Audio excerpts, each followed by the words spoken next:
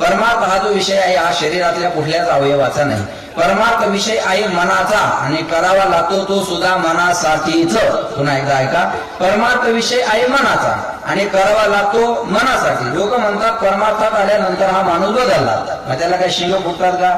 बोला, त्याला शिंग येत नाही, शेपूटही येत नाही. मग होतं काय?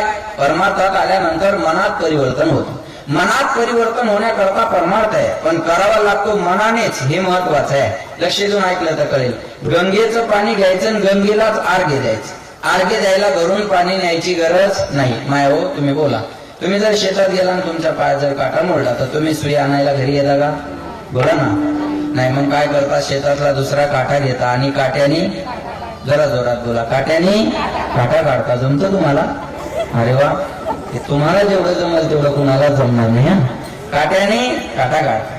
एका काट्याचा त्रास कमी व्हावा म्हणून दुसऱ्या काट्याचा काय केला मोहन महाराज? आधार घेतला. काट्याचा त्रास कमी करण्यासाठी काट्याचा जसा आधार आपण घेतो तसा मनाचा त्रास कमी करण्यासाठी मनाचाच आधार घ्यावा लागेल. तू मन हे मीची करी, माझी भजनी प्रेम धरी, सर्वत्र नमस्कारी मजे काटे. पहिल्यांदा तुझं मन मला दे. मयेव मना धस्व मय बुद्धी निविषया निवशिष्यशी मयेव अथूर धर्म संशय. पहिल्यांदा तुझं मन मला दे, बुद्धी दे, प्राण दे मोहन महाराज, आणि सर्वस्वाने मला भर, तेव्हा तुला माझी प्राप्ती होईल. बरोबर आहे ना?